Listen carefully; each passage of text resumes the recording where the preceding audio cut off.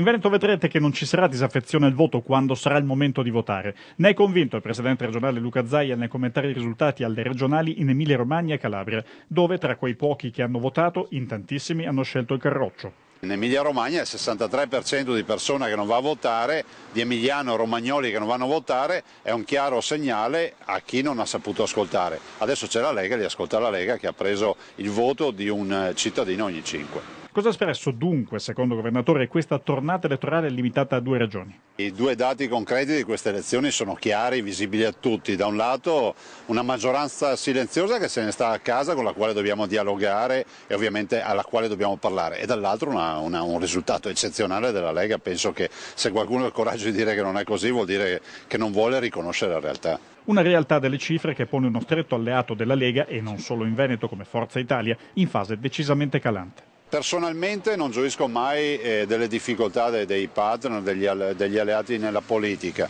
Penso che sia fondamentale guardare l'obiettivo che è quello di concludere questa esperienza governativa, che è stata una bella esperienza, e dopodiché si vedrà, nel senso si valuterà il futuro con l'occhio di chi vuole governare e vuol dare ancora risposte ai veneti. Troppo presto, chiediamo a Zaia, per capire se allora la Lega alle regionali venete correrà da sola? Noi siamo persone per bene, per cui finiamo questo mandato che è a cosa che i veneti vogliono, e il completamento di un progetto di governo che è unico, che è stato eccezionale in questo Veneto, e dopodiché si vedrà. Io sono solidale con la mia maggioranza ed è fondamentale, come dico sempre, ad ogni elezione non cambiare lo schema di gioco, perché sennò alla fin fine si fa politica e si fanno poche cose per i cittadini.